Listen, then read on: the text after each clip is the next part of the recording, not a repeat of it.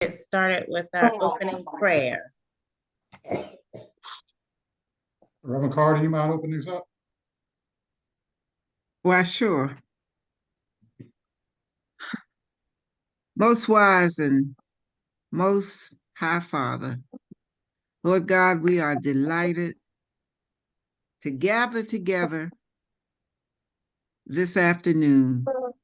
You said where two or three are gathered, that you would be in the midst. So we invite you into this financial meeting because, Lord, you said you want us to have life and have it more abundantly. And so, Lord, we seek to be instructed, directed, and redirected in your knowledge and information. In Jesus' name, amen. Amen. Amen. All right, again, welcome, and I'd like to thank everyone for joining us today. I have with me my dear friend Sharon Boswell and her colleague and friend who are going to talk to us today about getting involved in real estate. Sharon, I met her. She owns a consignment shop. So I came in one day with some items to consign, and she's been selling them ever since. And then we got to talking about finances, you know, how we can improve our communities, how we can do better at educating each other about finances. Oh, she's not talking to me. So one day we were talking about real estate, and she's like, well, you know, I have my real estate license now. I was like, oh, really? Okay. Well, let's get started with that. And everyone here knows that the quickest way to generational wealth is owning real estate. So we're going to get on with that. I'll let her introduce herself further and introduce who she has with her today. Okay. Hello, can you hear me? Yes. Okay. I am Sharon Boswell. As Zelda said, I was born and raised in church here in Richmond, Virginia. My business started out, the consignment store started out in Lakeside. That's near Northside, if you're not aware of it. And now I am in Chesterfield. My daughter went to Highland Springs High School, where we live now. She lives in North Carolina now. She went into the Marines right out of high school, and she's a realtor also. And I have three wonderful grandkids. And the oldest one, 17, he just got accepted to North Carolina A&T on a football scholarship. All right. And the other two is, my other two grands is into sports also. Anyway, I wanted, right when COVID hit, I got my realtor's license. And because I had to close the store down for a while because of COVID. So I got my license. Well, I had to do it online, but then when it opened up, I was able to go in class.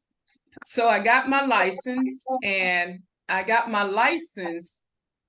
One reason is to help to understand the process, because when my husband and I, which we just celebrated 30 years of marriage. Congratulations. Yeah, 30 years. And the theme was still in love and we wore green. So once I got into the real estate, I wanted to understand the process, because years ago when we bought our home, we just signed papers. We didn't know what we were signing. We just signed papers. Sign right here, sign right here. And my husband always said he's a lefty. He had a nice handwriting till we bought a house, because he had to sign so much he lost his handwriting. but we really wanted to educate people on the process of purchasing land and property. So with knowing Brenda, who I will introduce now, Brenda Woodward, she understands that for me, it's all about educating people, it's all about helping people. And I didn't want to go to a firm that all they wanted was numbers. Let's get it done, let's get it done. I didn't want that because I really want people to understand the process of purchasing and selling, because the more you know, the better you can do. So with signing with Brenda, which is Arbor Realtors, it's a good company that I signed with, and she has a wealth of knowledge, and the people that is connected, they're I like, because when I need to make a call, they're right there. When I need information, right there. When I need to know something about the financial part, and it's pieces and parts of the real estate business that you really should have a professional giving you information, not just winging it. So just being able to dial up people that work in the different areas has really been successful for me. Now, Brenda, she will introduce herself, but this is the broker that I signed with. And it just so happens, she just happened to be right across the street from my consignment store. So it's convenient that all I have to do is run across the street when I have to do take care of any kind of business, or if I can't do it on my phone. So this is Brenda. Introduce yourself. Hi, everybody. I'm Brenda Woodward, and I'm the principal broker and owner of Arbor Realty, Inc. And I've been a realtor for 39 years. They let you get your license when you're 10, you know. So that's why it's 39 years, since I was just 10 when I got my license. So I was a smart kid.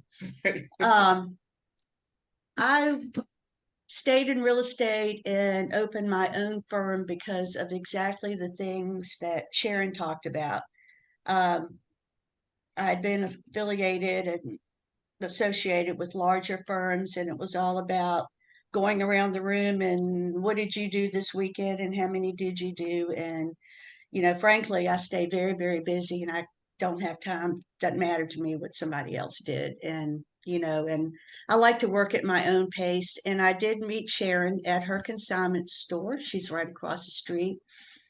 And she would always notice that when I came in, I would be so frazzled, and I would tell her, she always has her Christian music playing, and I would say, I just want to come in here and I just want to calm down, and I just want to touch everything and feel all the things going down the rack.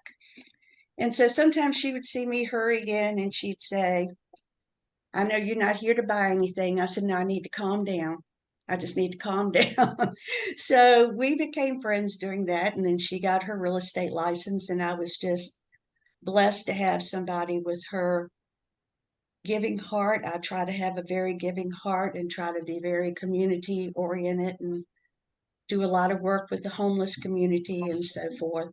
And so I was just happy to have her with me. And she said this event was coming up, and she talked about my wealth of knowledge. And unfortunately, we had a lender who is a wonderful, wonderful Christian man, and he just is with people every step of the way. And yesterday, his sister died of breast cancer. So he won't be here today. So I said, well, when it comes to loan stuff, I'll try to wing it the best as I can, but I wish he was here. And I did read to Sharon, when he posted on his Facebook page about his sister, he used his Facebook page to reach out to people and say, if you do not have a relationship with Christ, please, I just want to reach out and say, my sister's gone. I know where she is. But if you don't know where you're going to be when you face your judgment day, today is the day. So that's the kind of people I try to surround myself with. And that's the point to that story, is that's the kind of people that we try to be with each other and try to surround ourselves with and other things. So, anyway, I guess I really don't know how you all want to start. The one thing that I pulled up as far as finances go, and I went on William Hendricks, and he's with Integrity Mortgage in Mechanicsville. And they, on his website, they have a calculator, and the question is always, should I rent or should I buy? I don't know. So while we were waiting, I went on the rental calculator and I just put in some general numbers. If you were renting a house for, let's say, $1,600 a month, and let's just use your rental period of 5 years that you're going to be there, you have been there, your rental cost for the year would be $16,000 approximately. And your cost over the 5 years would be $960,000 over the time that you've paid for the rental lease. Compare that to buying a property for $350,000 at 6% interest, and your total cost of purchasing would come out to be $814,000. And I'm sorry, that's over a 30-year period. I didn't mean to say that was over 5 years for renting. Staying in a house just the same as purchasing a house. So that's a difference of $145,663 just in the savings of loan of buying a house and paying renting a house, and of course not having any equity when the time is up and you're ready to sell and move on. Right now, the average price of a home in Richmond has just been recalculated to $389,000. The prices have gone up tremendously, and that's average of the highest and the lowest, and to give a median price. Interest rates are right around 6%. They've come down some. It might even be 5 3/4 right now. And that sounds like a lot to some people, but when I bought my first house back in 1980, we rushed downtown to Franklin Federal to get a 13% mortgage before it went away. We were so excited to get 13%. So I know that everybody saw the 2, 3, 4% the last couple of years, but you have to realize that that was not realistic. That's not a normal, realistic thing. Fluky things are happening all over our country, and that was just another one of them. And it's just hard to explain, but this is a very good median range mortgage percentage that we're in right now. And the biggest problem that we're having right now is a shortage of inventory. So it used to be that I could put somebody in the car on a Saturday and we would go out, we could look at 4, 5, 6 houses and then come back and talk about it. And now a house comes on the market, you go out and you look at one house. Then 5 days later, a house comes on the market, you go look at one house. So it has increased our job velocity 100% on how we have to work. And it's very challenging. People are still, in some markets, bidding on houses, upbidding, and so forth. But you can do it. You just have to stick with it. And I have a client that she and I had an anniversary a couple of months ago. We've been looking for a house for a year. So she knows all about my family. I know all about her family. But you just kind of stick with it and you kind of hang in there, and God's timing is God's timing, and it will come at the right time. I guess we were just wanting to see what kind of questions you all may have about the process, how long it takes. The very first piece of information I would like to say is before you even think about looking for a home, getting out of rental, whatever the situation, you must go to a lender and get pre-qualified, pre-approved. If you don't qualify right now, especially the lenders that I use, they will work with you step by step. This is exactly what you need to do over the next month, the next 3 months, the next 6 months to get yourself back in a position where you do qualify for a mortgage. So you must speak to someone first. You can't just go randomly looking at things when you have no idea which you would qualify for, or you may qualify for more than you're comfortable paying. So it goes that way also. Someone, And go ahead. yeah, let me interject right there. That's one of the educational pieces that I like to share with people, that don't compromise. Don't compromise, and get somebody that's going to work with you and work for you. Because once you know what you want, once you know what you qualify for, you don't have to go through the headache, because sometimes people just think you can just go out here and you looking at a home for 350 or whatever, and you don't even qualify for that. And then you're disappointed. Right. And it's because the process of, let's see what we qualify for first, and then your realtor should be able to show you the housing, the properties that you are qualified for. Because it's nothing worse than going to the store and for anything, if you have a taste for your favorite whatever and they don't have it, and you substitute, you still gonna have that taste. And if you're anything like me, if I have a taste for pecan pie and vanilla ice cream, and I don't eat that, I eat everything else trying to satisfy that taste.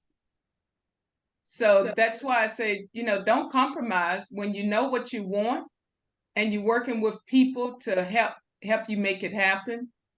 That's half the battle. The most important thing too is everybody, please know what your FICO score is, your credit score.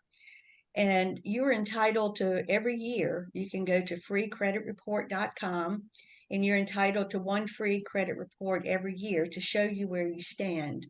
And when you do speak with the lender, that's what they will look over, your credit report, and they can give you advice. Something with a high balance, they may tell you work on that one first, of course, and get that one down and work your way down. Your credit scores are based on factors such as how many late payments that you've had on credit cards, store cards, car payment, whatever. The amount of time that you've had credit established, the amount of credit that you've used versus the amount that's available. You may have a $1,000 limit on your credit card, but if you've only used up to 500, that will give you better points on your score. The length of time that you've been at your present residence, and any negative information that might come up, such as bankruptcies, charge-offs, collections, or so forth. And there are collections that you can get around and not have to end up paying. And a law was just passed last year because our health system, as everyone knows in this country, is in just a shambles. So everybody has health cost, most people do, on their credit report. Mm-hmm. And so they are not counting that against owning a home anymore. So if you do have debt that's associated with the hospital stays or doctor's cost or whatever, that won't be counted against you when it comes to buying a home. So that's a good thing that's come up, and that's needed to come up, for a long time. Couple of things that you can do for that credit report: pay your bills on time. Don't apply for credit frequently. Don't, every store you go in, when they say, you want to open a card, you'll save 10%. Somebody else is talking. Yeah, I don't know what that is. Whoever in control needs to mute everybody. Mute everybody until somebody wants to speak. Okay.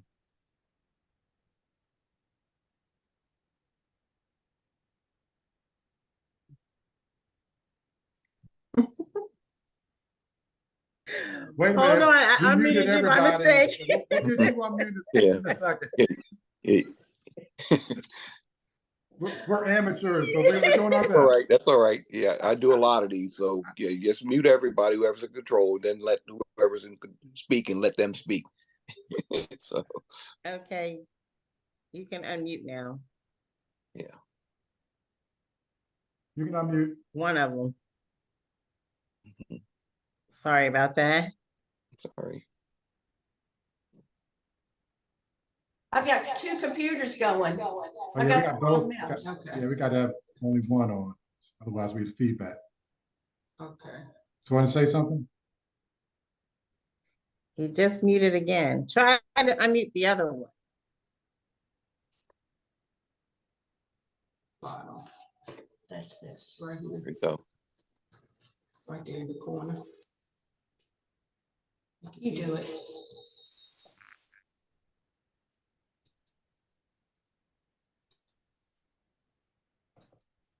Okay. Yes. Yep. Is that it? Okay. Now, Well, now the first one. We got an mute- echo. Mute the first one. Okay, Now it's now, fine. That's now we perfect. good? That's That's it. perfect, All yeah. right, back All on right. track. Okay. Sorry about that. Perfect again. That's all Okay. right. The Okay, devil's so not gonna win. that's right. So, They're gonna keep trying, though, I can tell you. So we talked about paying your bills on time, not applying for credit cards all over the place. Try to reduce your balances. If you're maxed out on your credit cards, do whatever you can to bring those credit card balances down. And also, if you have no credit, that can negatively affect your score. So if you don't have any credit, try to get one credit card with like a $500 balance and only use like $300 of it and pay it off at the end of the month. What else should we talk about? Why don't we go with what questions some people might have? If they're loan Yeah. questions, detailed, I may not know all of those because that's not I sort of turn that over and tell them to give me the answer. But other things that people might want to know, or some things, referring to a loan, may be able to help you with. Well, that's why I say it's better to get your information from a professional, because see, now we can pull any kind of information offline, but just because you pull it offline, it doesn't mean that it's catered to you Right. and your situation. Because your Zestimate is not what your house is worth necessarily. People say, oh, about Zillow's estimate. And I said, has Zillow been to your house? Did they come in?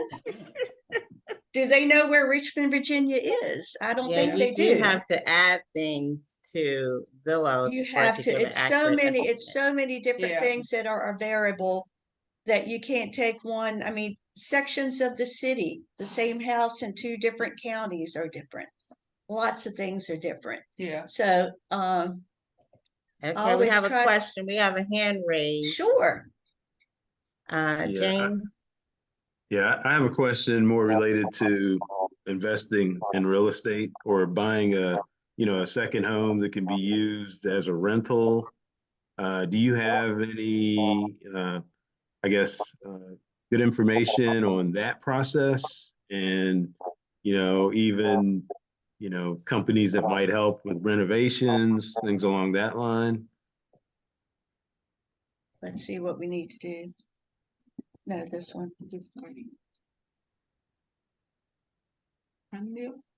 Can you hear us? Yeah, we can hear you. Okay, Okay. she's trying to unmute a button again. This Okay. is crazy. Sorry. Yes, investing in real estate properties, that's become a big, big, big thing right now. So on that note, it's a little bit harder to find them because all of the investors who buy houses to flip is a term that we're all familiar with now. They buy them to fix them up and resell them or rent them. We do have a wealth of people who can do renovation work at affordable prices, that we work with. The things to be prepared for, and I just got hit with this myself. I purchased 2 homes over the years for my mother to live in. We never owned a home as I grew up. First home I ever owned was when I got married. And so after she passed, I rented a townhouse I bought for her, and I rented it for about 5 years. And then I couldn't deal with that anymore. I just had some not so great people in there. So I decided to sell it, and I did. And boy, I got hit with a $30,000 capital gains tax when it came time for me to do my taxes.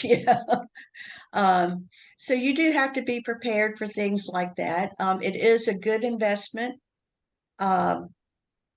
You've got to really have a strong backbone to manage a rental yourself, to take the calls. I can't pay this month. My grandmother died. And I said, well, your grandmother's died 4 times. I don't know how many you have, but maybe it's a lot of step grandparents involved in this. But you have to really, and I have a heart for giving, and I have gotten burned, twice recently from people. Oh, Brenda, I can't. And I go, okay, well, just do what you can. And then all of a sudden, I just got out of court in October, and I got left with a $7,000 judgment that somebody owes me. Now I have a judgment, but if they don't have $7,000, I'll never get my $7,000. So buying investment property, it can be profitable. It depends on how much you have to put into getting, if you need to get a mortgage, because your mortgage is going to cover your principal, interest, taxes, and insurance. And then you've got to have a rental income that's more than that. But in my case, I may have made $400 or $500 a month, but then I have to buy a heat pump for $8,000. Well, that takes all of my $400 to $500 a month is gone for a couple of years, on that. It's a lot to think about, because it seems so easy, because all of the TV shows now where flip this house, you go in and people buy it and they do this, and then they turn it over. But it is a lot more involved in that, and you really have to have a whole lot of details on each process and what you're going to have to face and what's expected of you as a landlord, and the consequences, the tax consequences, once it's all over with. Do you mind if I tell a brief story about our experience with that? Sure. Yeah, we moved from our old house where we had lived in Marina for 19 years, and we bought where we are now back in 2018, and we weren't sure what to do with our old house, and it just sat there. And we said, well, we're going to fix it up and sell it. And this is back when the prices of houses just started to go way up. So 2019 went around, 2020 went around, and we sort of eyeballed the increase in how much it was worth. And we were like, is this for real? But we said, it was some sentimental reasons. We said, now let's just fix it up and rent it, because also the renter's market was going up as well. And so we were cleaning it out, And the first thing we're going to do to get it ready was to fix a bathroom upstairs. And so we hired a contractor to come in and to bore everybody with all the details. We had so much mess dealing with the contractor in that one bathroom. Right. It was a lot of mess. I mean, we had our No. old neighbors calling us up saying, "Why is your toilet out in the street?" Right. The contractor took the toilet Right. and threw it in the street. So we had to go all the way from the west end to the east end to look at it and see what's going on. And then, of Right. course, they say it's going to cost a certain amount, but it, it goes over budget. Goes over. People don't show up. That's a big one that I get. People don't show up. So we Right. finally got it finished.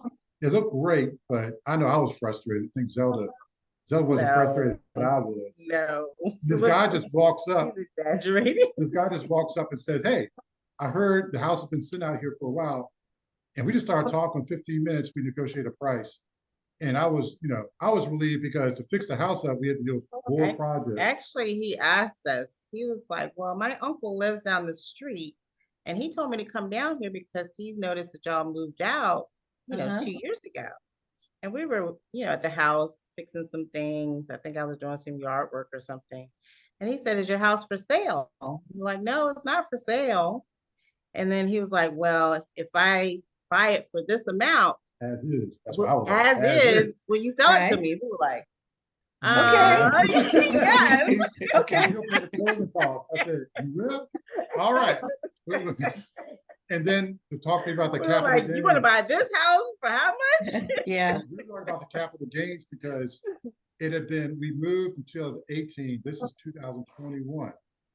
And so I have a good friend of mine, he's an attorney, does real estate work. He was going to do closing for us. And we learned that we had to set the date within like 27 days. Because if on the 28th day, we would have been out of the house for 3 Right. years. You have to live there 3 of the last 5. Yes. That's it. Mhm. Yeah. And so we look at it as a blessing. This guy just walked up our Yeah. driveway after we were frustrated doing the first contract of probably like 10 to fix the house up. He said he had been looking to buy a house in the neighborhood, but every time one went on the market, the next day it would be off the market. And Exactly. he couldn't get one. So Right. our house wasn't even on the market. Yeah, that's a perfect scenario. And if we had waited maybe one more week, we could not have closed when we did. We Right. were tens Right. and tens of thousands of dollars in capital gains. Exactly. Right. Exactly. So that was our experience, what you're talking about saying. Yes. Personally, I'm glad we didn't dive into that. We chose Mhm. not to at the last second. Yeah. Right. Yeah, well, it goes back to talking to the professional who actually do what you're trying to do.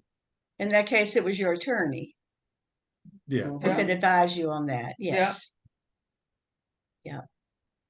I have another Any question. other questions? Yeah. Yeah, Okay, so that yeah. real estate attorney that you work with, that friend, can you send Yeah. me his info? I will. He's my fraternity brother, so I'll Okay. I'm sure be happy if I give you his number. So. Okay, thanks. Gerald Carter. Well, I can't. That's right. I can't be promoted. I know My Gerald brother's name Carter. is Gerald Carter. I'm not going to tell you what he does. I know Gerald Carter. Yeah, Cheryl We're all said in she knows. changes. But I can get you Yeah. that information. Yeah. Yeah. I have a question. Yes, ma'am.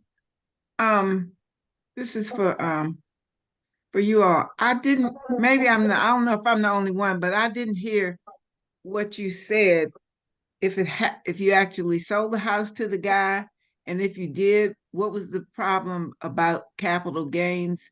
Did it go well? How did the real estate professional get in there? I just didn't hear the end of your story that you were Okay. telling Okay. about your. Yeah, I had never lived.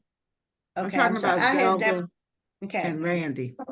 Oh, Yeah. Oh, the end of our story. Yeah. Oh, we this. sold- Okay. We Okay. sold them the house and we sold it just in time, so we did not have to pay any taxes on capital gains. You didn't have to pay What's what that tax? exemption? We didn't have to pay. Could you all go over the capital gains tax and Yeah, the exception? capital gains tax is if it's a second home, whether it be a vacation home or a rental home or, such as that, or you buy a house for your child and it's in your name.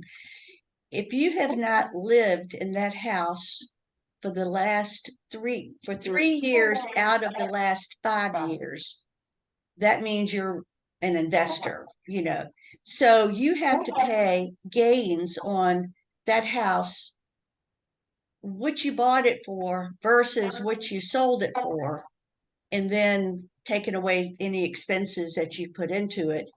And then there's I think it's a 15% tax on that amount that you have to pay along with when you file your taxes. And that really hit me very, very hard. When somebody, you got to write a check for an additional $30,000. I said, okay, well, let me go in my back pocket for that, So that's what it's a house, not a house that you live in. That won't happen to you. It's a second home, an investment home, or like I said, somebody has a lake home or something of that sort. That's when that comes in. And Reverend Carter, what it hit us is because we just sat on our old house. Most people, when they sell their house, when they buy a house, they'll sell their old house one step after the other. We didn't. We just bought our new house and serviced our old mortgage too. Trying to figure out what to do. And we almost sat on that second house too long. So as far as Iris is concerned, that was the second house that we had. So if you sell your house, if you buy a new house and don't sell your old one, be careful about sitting on the old one too long. Otherwise, if you're planning to sell it. If you plan to sell it. So I need to understand where the theory that where the capital gains people are coming from. If you're sitting on your house, you haven't sold it, they are assuming that you're making money from what? Or what is it that why do they want you to pay money? You're not living in it, you're still paying taxes on it. Right. Because you make money when you sell it. It's the difference between what the amount you purchased it for and the amount that you are selling it for. And it just happened to me a second time, daggone it, back in just this October. I didn't sell the house that I used to live in, and it's been rented, and I ended up selling it to my nephew. But once again, I had not lived there I haven't lived there for 15 years. Right. So I was not there the last 3 of the 5 years. It had been a rental. So they're taking what I paid for it, they go back and look, and what I sold it for. And that difference is what they say that I have gained during that time. I have a question. Say you have a home that we'll just say, okay, you paid $200 for it, and you want to sell it, but you sell it to a relative and you sell it for $100. There's no capital gains, correct? Even though you haven't lived in it. There's another law. How much is it worth? About that. Yes, because if you sell your home for less than you bought it for, there's another tax for that also. Okay. Is there a way to avoid that tax? If you've I guess what I'm asking is, what's the margin of error? Say, say if you bought it for 200, no, if you bought it for 200, but you're selling it to someone else for 100, and you're saying you'd have to pay a tax. What if you sold it to them for 150?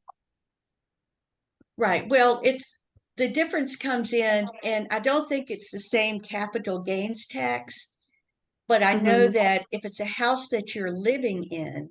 No, it's a house that you're not living in. Okay. It's a second home. Okay, so that it doesn't matter what you sold it for. It's what you bought it for compared to what you sold it for. It doesn't matter. Oh, I see what you're saying. You bought it for 200. You're selling it for 150.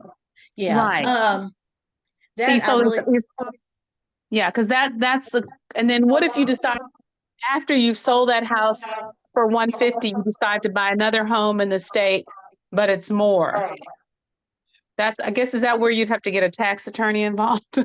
Well, yeah, those, Yeah. we're not allowed to give any tax or legal Right, advice to right. anybody. Yeah. But just saying on a general basis, um, if you sell your house and then you buy a house that's less than what you do have to pay a tax on that.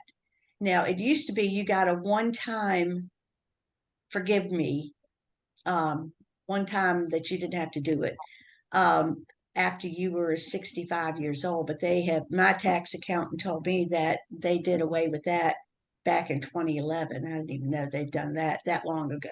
Oh, So yeah, wow. that's where you really, more so not an attorney, I would talk to, your tax accountant Mhm. to see how that figures out into, or what you would need to do to kind of, work around that. And Because just at the beginning, when we were talking about generational wealth, I know on my street, I'm seeing homes that are owned by my neighbors, but now I see their younger children are actually living in those homes. Right. So, and and Doc, that helps to maintain the generational wealth, something Right. that we as African Americans have not benefited from for years. Exactly. Exactly. So, so the Right. question is, you know how much your home is worth, but if you sell it, the young people can't afford that. Right. But if your mortgage is like next to nothing and you say, okay, I'm going to sell it to you for this, they can purchase that and that home is theirs. Right. Dr. Caldwell, Yeah. next month, Gwen Carney, who speaks to us every year, is going Right, to be right. speaking to us. She's a certified public accountant. She does taxes. So Yeah. what I would That's who recommend, knows those things. Right. yeah, if you have any tax questions specifically, we'll give you the date at the end of today's session. We'll give you the date and time for Right. the proposed date, and she's a perfect person to ask that question. Yeah. Because that's something I think about for my children. So I'm trying to get them set up so that they're not stepping into rentals. They're stepping into a home. Right. Mhm. And that Right. is a Yeah. very, very important thing that people can do for your children, because you're right. It's a thing of generational wealth that we have got to, places like Churchill and North Side, everywhere, really, even down along, what am I trying to say? Down on Hull Street in the South Richmond area. All Right. of those places, they're just becoming way, way out of proportion. Mhm. I mean, there's a 900 or a little bit less than 900 square foot house that I just saw for sale, and it's almost $400,000. Mhm. And it's the people who have lived there. I mean, I grew up, that's why I laughed when Sharon was reading her thing. I said, well, I'll just say ditto. I grew up in the city of Richmond. I went to Richmond Public Schools, and my family never owned a home. And until I got married, and I married somebody who already had a house. So there you go.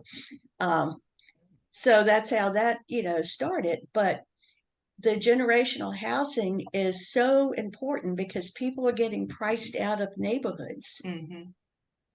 and people can't go back to, well, they can't go anywhere. That's why you see the influx of all these apartments. I keep saying, who is moving into these apartments? Everywhere you go, they are just, the high rises are everywhere. So we do need to do everything we can do to try to get the younger people. In fact, the house that I used to live in that I said I just sold in October, I sold that to my nephew. He was 24. He turned 25, and he was able to get into his first home. So, I mean, I tried to do exactly what you're saying. We have a we have three young kids. They're in their early 20s. What advice should we be giving them as far as getting off of renting into owning a home? What steps can they take at 24, 22 to do that? Yes. Yeah, What I need to find get that my the house best, built. it might be too late because they might already be older and gone. The best steps that I tell people is live at home as long as you can, and as long as your parents will let you live there. Live at home and bank that money. And I just closed Tuesday before last, someone from my church. Again, she's 24 and she lived at home, and she's a brand new school teacher, kindergarten teacher. So she doesn't make a ton, but she saved and saved and saved by living at home and not paying $1,600 a month for an apartment. And she saved up enough. And then there are grants available. Yeah. She's a teacher, you know, she got a grant for several $1,000s to go towards her down payment and everything. And William Hendricks helped her with that, the man who couldn't be here. It's just talking with people ahead of time, a Yeah. lender, even if you're not ready right now. Yeah. This Put it is that what this is simply. what my goal is. How much do I have to have? Yeah. Are there any grants available for me because of my job or this, that, or the other? And that's the biggest thing. And keeping themselves out of credit card debt. Mm-hmm. That's a really hard thing with 20 and 30 somethings right now.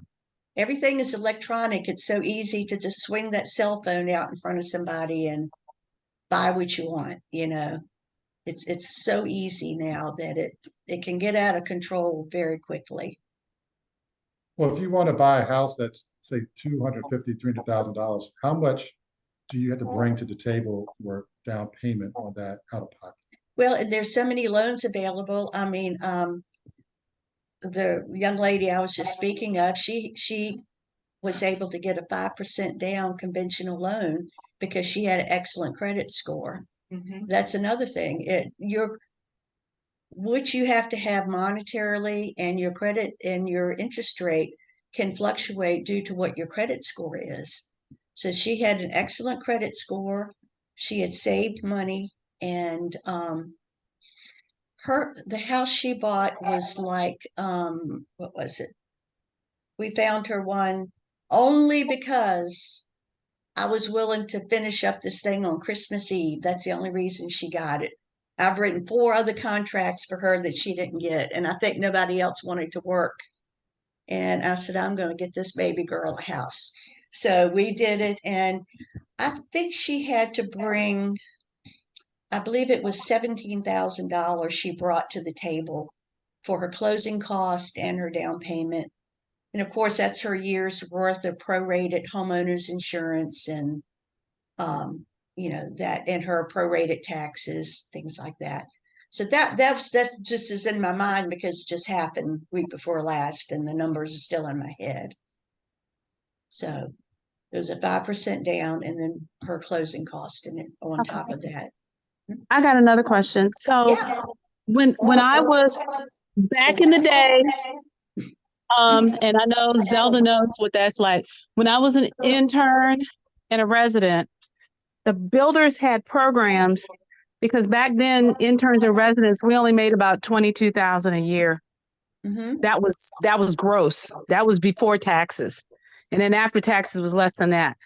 But they had programs that if you worked and saved, you could work and save your way to a home. And are the builders still doing that, or they've just basically said we're not in that anymore? I don't think that I have not heard of that in a long, long time. Because basically they don't have to do that. I mean, they used to do a whole lot of things to generate business, but now the business just comes to them, and they basically don't. But you know, FHA has a lot of programs. They have programs for teachers, for police officers, firefighters, EMTs. FHA has programs for them that will provide low down payment and some grants. And I did sell a house to a young lady several years ago. It was a house that had been totally renovated on Church Hill, so it looked like a brand new house inside. And she got a grant. Now she had to sign a paper saying that she had to live there for, I think it was 5 years. at the time, or she'd have to give that grant money back because they didn't want people getting grant money, moving in there, and 2 years later they're going to rent it out to somebody. That's not what grant money is for. Grant money is for helping someone to be a homeowner that might not get the chance to be a homeowner. So there are so many grant programs and so many things for different public service, professions and such as that. There's something for everybody, pretty much. If you've got good credit and you've maintained yourself, you have a really good chance. Yeah, Dr. Caldwell, I can speak to what you were talking about. We bought the house we were talking about, first house in 1999. We were told that banks, there were special programs for young professionals, without being a doctor, that it was no down payment, it was nothing down. But we were told that disappeared, particularly after the housing crisis, 2007, 2008. Well, all the regulations came out of that they pretty much eliminated those type of programs. No, there's still some grant programs out there. Like I said, I just closed one 2 weeks ago. That's another thing that I've always tried. Well, we used to have to get involved in everybody's finances. I hated that when we had to do it. Now everybody gives their information to the lender, and the lender says they go show them between $350 and $450 or whatever, rare and there. That's all that I really know about it. As the last lady said, back in the day, I used to have to sit in my office and what's your salary? Show me all your credit cards that you have. And I hated that. So they do all of that now, but I'm pretty sure it had something to do with her being a new teacher is the reason she got that grant. Because she just started last year, was her first year. This is her second year teaching. And I'm pretty sure that was the reason that she qualified for that. So lenders know all of the ins and outs and things like that. And, we were so sorry that, he couldn't be here today because, Yeah. But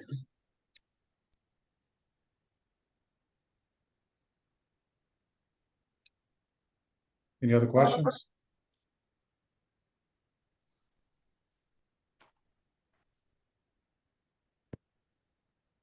does anybody have a question about selling your home? Because some things have changed with that just in the last month or so. And I'll just run through one of the new regulations. It's a really big deal, and it comes from a class action suit out in Nevada about real estate commissions. So when you list your home for sale now, the listing agent would come in and go over everything and do your pricing, do your market analysis, and they can tell you, what they charge. And it used to be, we charge a certain percent, and then half of it goes to the buyer's agent if another agent brings somebody in. And now it's all done separately. And when you have a listing agent come to your house, and then you will negotiate what you're going to pay them. And also the buyer's agent has to be discussed separately. You can say, I'm not going to pay him anything. And that really puts them in a bind because if their buyer doesn't want to pay, they don't earn it. Or you can say, I'll pay 2% to a buyer's agent, or I'll pay $4,000 to a buyer's agent. So those things are changing there too. It's a lot of new regulations coming out that, that's why if you're thinking about it, you need, talk to a broker first to get all of your information on, things may not cost as much as you think they're going to cost. Can you all speak to whether you're selling a house or buying a house, negotiating aspect, the price? So if you're buying a house, how does that work? Do you talk to the agent, people like you, and just, we're only going to pay this amount? Or how do you work through the process of making a good offer? Where do you start from? What factors do you consider? How much leeway do you give negotiate? And the flip side, in selling a house, how do you come up with a price do you just look at Zillow and say, okay, that's what I'm going to go with? No, Oh, no, no, no, no.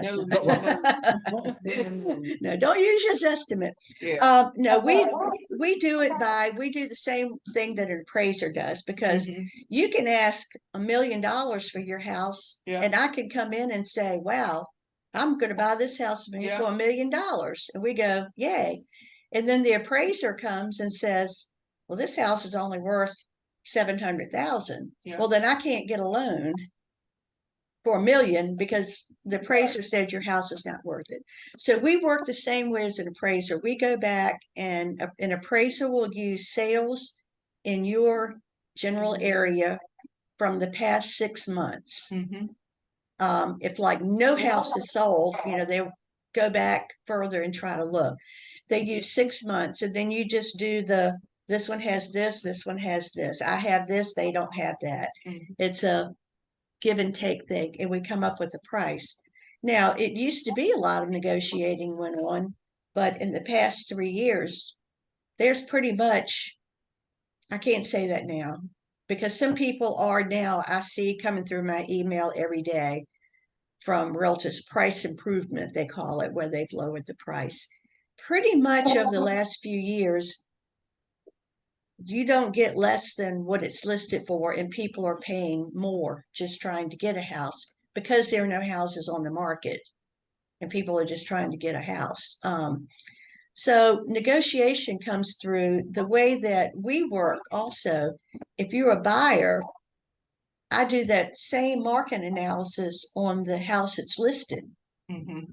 to see what I say it's worth, because I want to know, did they jack it up thinking they're going to have to come down, or did they put it right where they thought it should be, or did they go a little bit lower to get people in? Then people would bid it up. What did they do? So I do the same thing for the buyer as I do for a seller. I check out the listings for the past 6 months and see what is sold, how much it sold for, and so forth. And that's how you get a proper negotiation. And that's one of the benefits of having a realtor, because sometimes, you think you can go online, like you say, Zillow, but you're not getting all the ins and out on Zillow, because just because it's priced on there doesn't mean that's what it's worth, or that's what you're going to get. Zillow pulls all of their information from our multiple listing service. So if I list a house and I have a photographer go out and take pictures, and when you look at it on Zillow, you're going to see my pictures that I had taken. Mm-hmm. That's where they get their listings from. They pull from our MLS.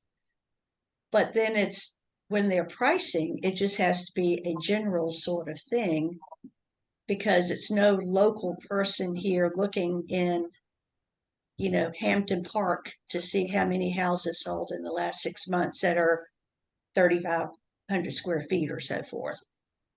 So it's just a generalization where we hone in on specific give and take of other houses that have sold. It's the features that you have. Mm-hmm. But that's where they get their information. They wouldn't have that information. Whatever remarks I write in my listing, if I pull up Zillow, that's my words on Zillow. That's my remarks and my words. They pull from that.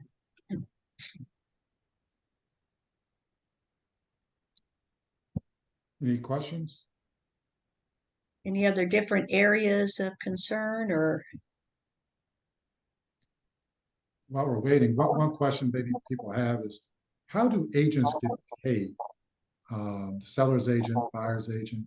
Is that something that we pay directly, or is it a percentage of the no. cost? And I tell you, we worked the last 3 years, I've worked a ton for free, I can tell you. We don't get paid until a house closes. So take the young lady I talked about last week that closed. I've written 4 other contracts for her. We go look at house, we come back, I write the contract, we negotiate, we get it approved. or not approved. It was all not approved except for one other. And that one had so many home inspection repair issues that it was awful. So it can be any number of reasons. So I just work and work and work, but I don't get paid until we find her a house and we go to the closing table. The buyer generally, not all the time, does not pay their agent. The agent is paid by the seller of the home that they're buying. So the person who lists the home, they negotiate, like I said, with their listing agent, is what their commission will be. And then now they choose what they are willing to pay to a buyer's agent who brings a buyer in, so that we don't get paid anything until a house closes. So I can pay $700 to have somebody come take pictures of your house, professional photography, and I can come out there 5-6 times getting things ready, and I don't get paid anything until the house closes. And then it's just a credit, a debit on your side of the closing statement. What's the general percentage that an agent gets for selling the house? I know it varies. Well, yeah, Virginia law doesn't allow for anybody to say what a general commission is. There are customary commissions that are paid, and they can range for both agents. They can range anywhere from 3% to 6-7% to be split between both agents. They can go anywhere in there.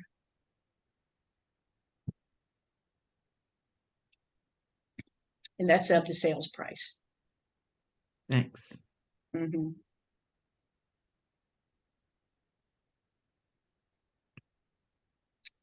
Any other thing that we may have?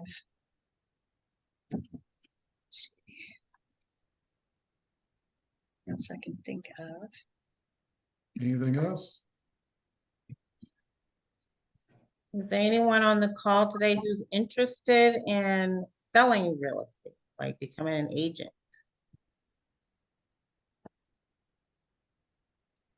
This is James. I've always thought about it. Years ago, I was a loan officer, and I've always thought about it, just simply because in the back of my mind, I always think I'm going to be some real estate investment mogul, but I've not taken that MLS. I've not taken the real estate class. So I mean, it's kind of it's a thought for me to do something, especially now as I get a little bit older and closer to, slowing down in my work life. What kind of work do you do now? I work for the Fed. I'm a senior engineer for the networking. So I work from home, but in the I guess my free time now, I do a lot of studying for technical stuff, but I want to shift that to something else along the lines of real estate. I just looked also at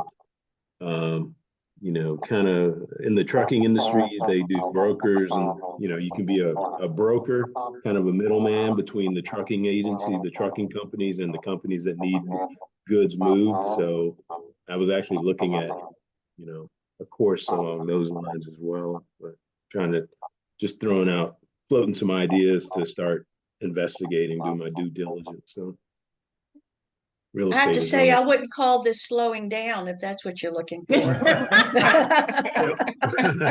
Well, Remember when I first started, I say I'll rush into Sharon's shop and my bangs are down to here in the summertime because I'm sweating to death and running. She goes, "Girl, you run up and down that road more than anybody I've ever seen." And I said, "I just need to calm down a minute." So yeah, going slow is not one of the descriptions I would use, but anyway.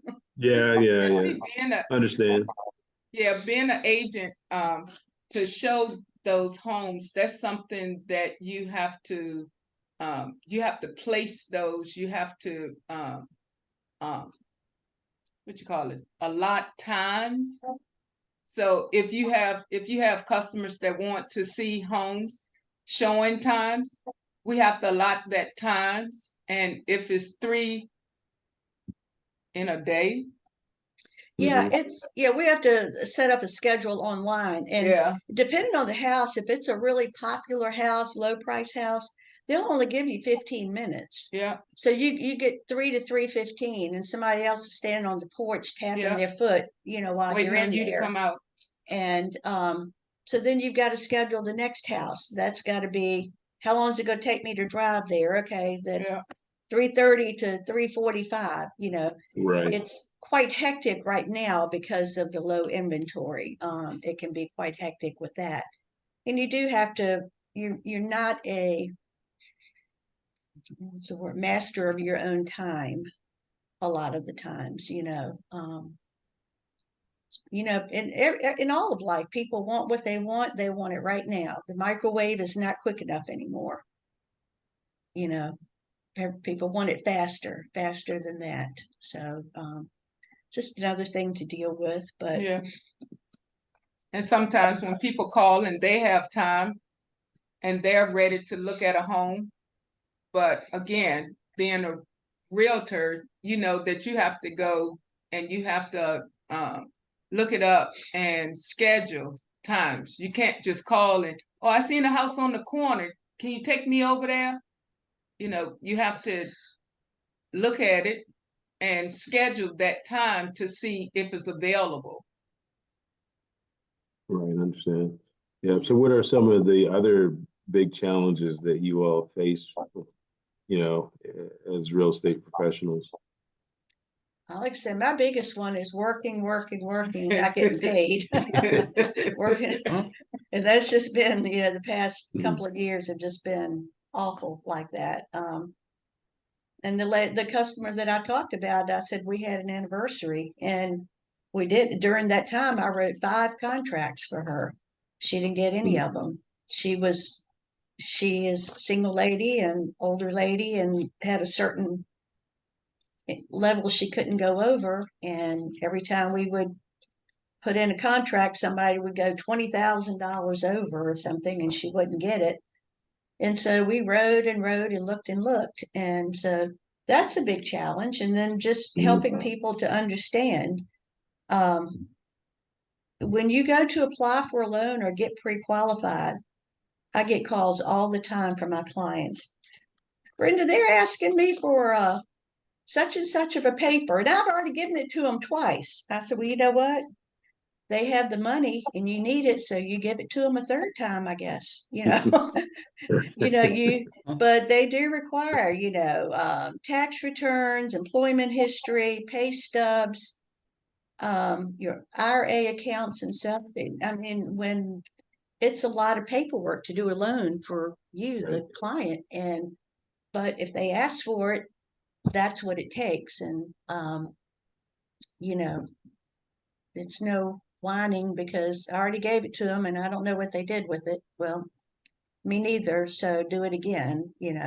So it's a lot Okay. on everybody's part. Right, I understand. And not to monopolize the meeting or anything, but can I ask one more question? Sure. And it's so with regard to using online tools for just showing houses and stuff like that. Is that, I mean, as a real estate agent, is that something that you have with your agents and at your company in terms of, is it kind of like a cookie cutter thing where you have someone that helps you to with the pictures and posting that and doing the whole kind of No, we do walk all of through a the house? Yeah, no, we do all the posting and everything online on the MLS ourselves. And it Okay. depends. Sometimes now I do hire a professional to take pictures. For all the years I took them myself and did it. And sometimes it depends on the house. Sometimes I do take them myself, and sometimes I hire somebody, to take them. And that's all Right. stuff that, I pay for up front, whether the house sells or not. But no, we do all of our, I mean, some realtors hire an assistant to do all their input and things like that. But no, we do all of our own things of that sort. Right. Okay. And as the broker, you know, I'm responsible for all the agents. So if they mess up or make a mistake, it doesn't go on them, it goes on me. I mean, even though I'm not with them or whatever at the time, you know, the broker is responsible for the actions of all of their agents. So, you know, that's why I try to keep people and all my agents as informed as I can, because I don't want them to make a mistake and my name be put in the newspaper, go to jail. So, Thank you all very right. much. Yeah. Sure. Well, And I know- that was the answer from the 30 plus. Yeah, 39 years. Yeah, 39-year experience one. For me, just getting into it, I'd be excited to go on the looking at the homes, talking to, because I know sometimes people don't understand the process. They don't understand, and it's not that you know, it's not that they mean any harm, or it's not time to get frustrated for me, because I know they don't understand the process. So if I can walk somebody through the process, it helps me because I'm learning also. 39 years, you kind of on the back of your hand, you already know. But for me, you know, to go look at the home and see showing me a picture of something you didn't got offline, you're not aware that the picture has not been updated. So when we go see it, it looks totally different. So that's why I say sometimes it's just lack of knowledge. People don't understand, and they just think they can pull stuff and say, let's go look at this. Well, you know. I know before we leave, I know Arnold Sampson, he's in this field to a degree. He's talked about some of his experiences being a broker up in Maryland. Arnold, did you want to speak on anything? I'll just say that the things that my colleague shared were spot on. The frustrations, the challenges. I agree. Thank you. Mine is something of a boutique business now. I mean, I don't have a lot of agents.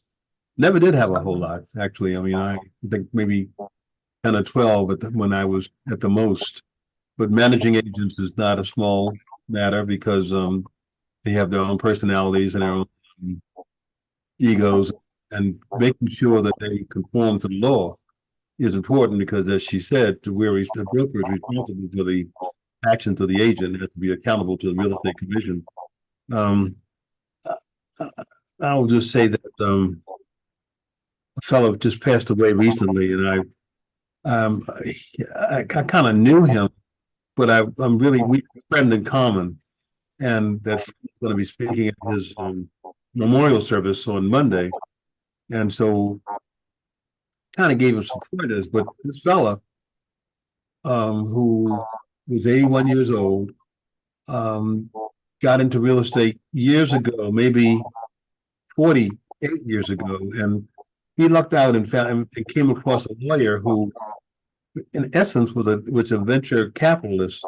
And if he thought a prospective borrower was a good credit risk, he would loan money. He loaned it at pretty good rates with points and the like, but he would give you the money you needed to buy the place, fix it up, and then either pay it by getting a long-term mortgage or selling it. And this guy, I'll call his name because, you know, I'm admiring of his success. His name was James Cann. It's not like the movie star CAAN, but it's CANN. At one point, he owned 500 houses, and to me, that's kind of mind-boggling. You know, this wonderful achievement. I don't even know how I keep track of it. I mean, just amazing. And so, but no, I don't have a lot more to say. I mean, I appreciate hearing what was shared. Sounds very familiar, and I will say this because I remember how she started. I think she talked about her husband being left-handed or something like that. What was that comment? Yes. He signed when we bought our home, he signed papers. It was so many papers to sign. Right. And he was a lefty and he had the neatest handwriting. That's and cool. he lost it. I can say that the first 5 or 6 times I signed the paperwork on a closing, I was talking to people at the table like I'm talking to you all, eye to eye contact, and but they didn't look at my hand because my hand was shaking. Yeah. I was thinking, oh my goodness, am I doing the right thing? Yeah. You couldn't see just me. You were looking down at my little hand. Turns out though that it's not a real estate investment. It's not for everyone. It has worked out for me. I think there's probably a number of a small population of investors who probably feel like, I wish I had never sold any of the houses that I bought, because all of them would have gone up in value over time, and I wish I just kept them and rented them out and dealt with the tenant issues, because over time inflation has caused these houses to grow in value and to be quite an asset. I mean, and so that's I was tempted at one point because of the Trump administration. I'm not getting into politics, but it made me a little nervous because I have a place in Pennsylvania that's in Trump country, and I'm the only one that looks like me in that valley. And I thought, how safe is this going to be? Turns out, I do have really good neighbors. I had a terrible neighbor, and they sold, which is amazing. God answers prayers. You talk about a visitation from God. I mean, I was this close to listing it. And if I was about to list it, I was telling a friend that I trust up there, I was about to list it. He said, "Oh, by the way, your neighbor listed their property." I said, "What?" And so they sold. They sold to people from New Hampshire who are really nice people. Still, because I'm aging out, I still thought about selling. But the truth is, real estate is worth more than land. Land is worth more than money. Excuse me. Yeah. Money is great, but you have the land. They're not making new land, and I, if you can retain it, do so. A lot of people in this community tend to sell off their parcels or their family's own parcels all too soon. They should try to hang on to them because they will grow in value, so that's all I want to say. I don't want to hug the mic. I mean, the presentation was just delightful, and the questions were just great, so I just kept my little mouth shut.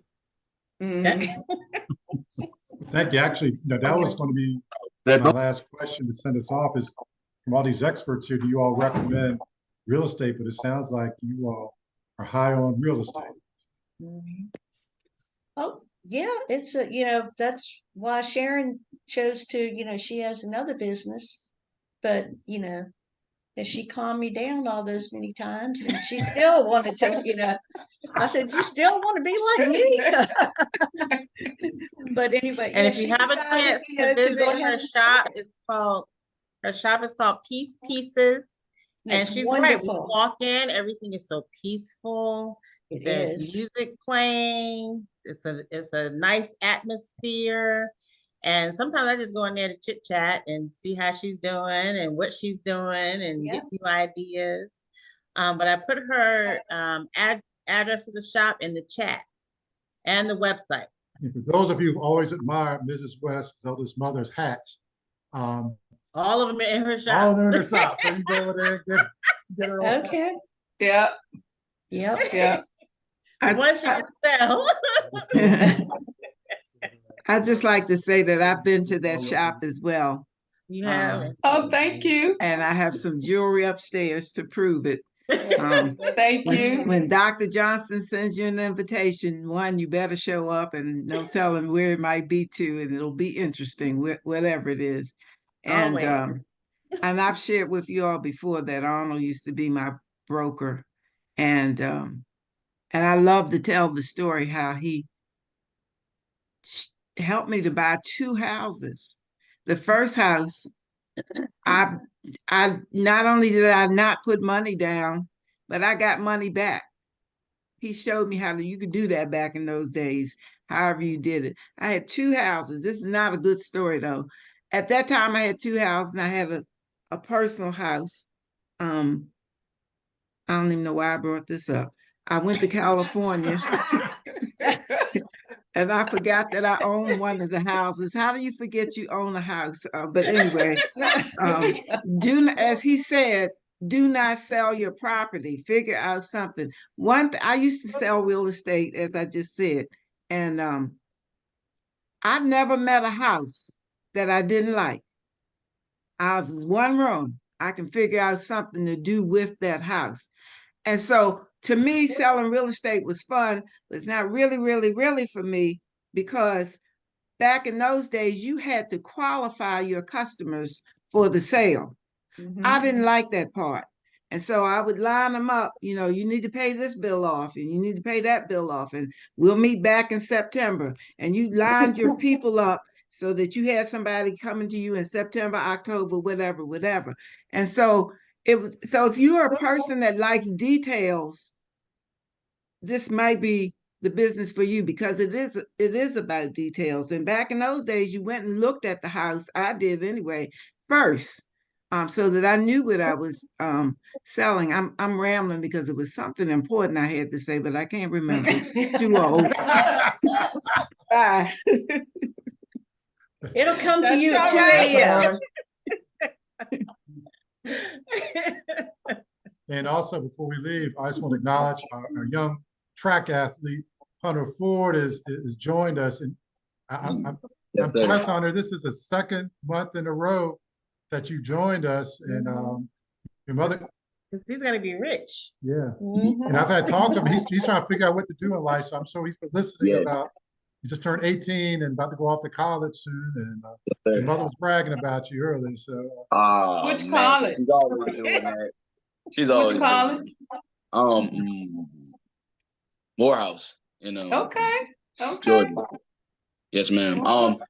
I was hoping to be on time, but I had a track meet today, which I'm not very happy about how that I performed, but it is what it is at times. So I'm just very, very happy to have the opportunity to just learn from people that actually know what they're talking about, so I don't have to figure it out all on my own as I pass through college and whatnot. So yeah.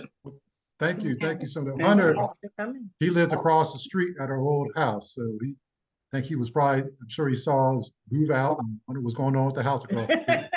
Yeah, I was like 10. I was like, what in the world is happening over there? Oh no, they're moving. Like, oh no, they're moving. We got a lot of stuff to move.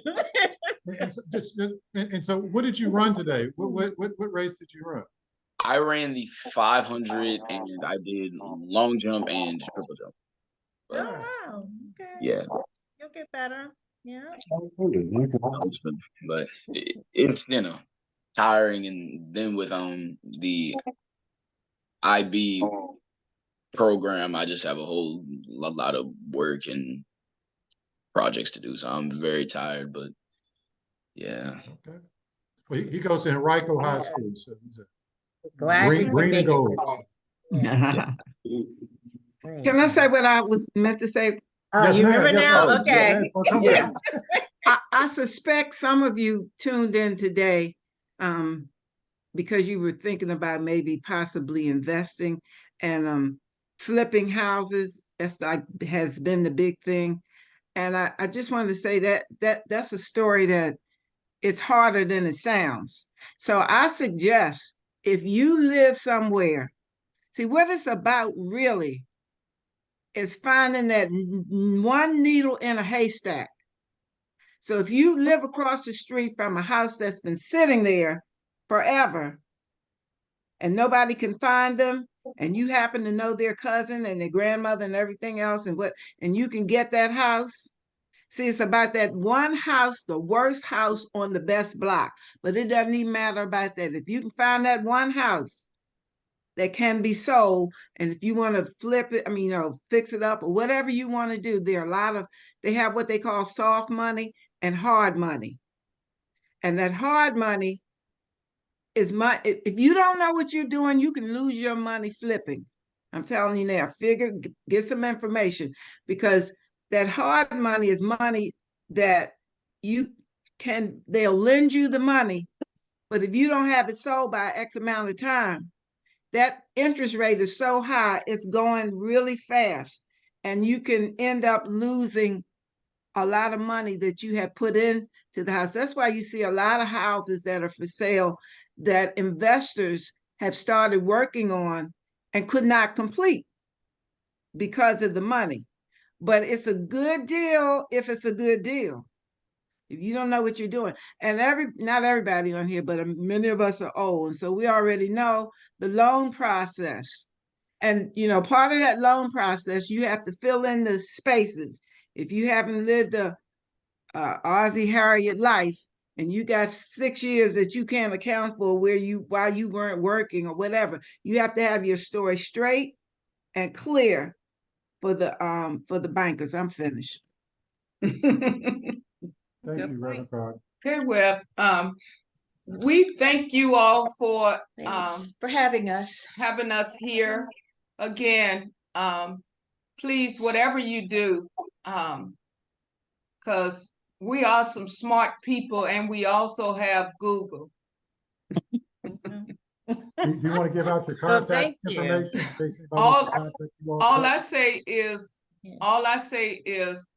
let the professionals give you the information that you need, because Google, Zillow, that's generic. A lot of it is generic information. So you may do better by talking to professionals that actually do whatever it is that you're trying to do. But we appreciate you inviting us. Yeah, thank you for taking the time to come and speak with us. We appreciate Yes, thank you so much, and look forward to being with you all at another time. Okay, I'm going to get everybody your real estate agency information in case they want to contact you at a later date and have more questions or want to buy or sell a house. Thank you so much. We'll be willing to help. Okay, thanks. Thank you. Now, bye.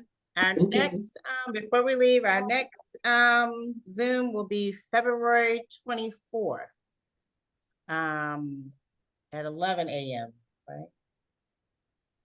11, we haven't finalized the time yet. We'll let you know. Stay tuned. Okay. And that will be with Gwen Carney, who is a certified public accountant. She'll be talking to us about taxes. She's always popular every year. So come with your we love taxes. Dr. Boswell, bring that question to Ms. Carney, and I'm sure she'd be happy to answer that question. Okay, I just want to say that there's somebody on this line. I'm not calling any names because it's not my place to, and maybe one day they'll tell us about it. But they have a bed and breakfast, and it's beautiful and doing well. And that's an investment type thing that, we as a people can also learn to do. I think it's fabulous. I'm finished with that too. Amen. Okay. Thank you so much. Yeah, we're wondering who has the bed and breakfast. Yeah. We don't have one. Yeah, I'm 18, so I don't know if I really have the finances to support that. So no, that's not me either. Okay. You can do it, honey. When you go off to college, your mom will rent out your room for a bed and breakfast. That's why she's so happy that I got in. Thank you all. Wait. We're gonna go off in prayer. We're gonna go off in prayer. Dear Lord, thank you for another day. Thank you for another session. Thank you for our church. Thank you for our pastor. Thank you for everybody who's here today. We thank you for all the blessings that you've given us. Now challenge us, Lord. Challenge to not only just listen and hear what we heard here today, but to use the information for our own personal lives and send it out to the world so that we may all become better stewards of our finances and better stewards of your word through the Son, Jesus Christ, that we have gotten. Please, let's have a great day. Protect us, bless us. It's in Jesus' name we pray. Amen. Amen. There's our Amen. bread and breakfast people right there. Oh, there.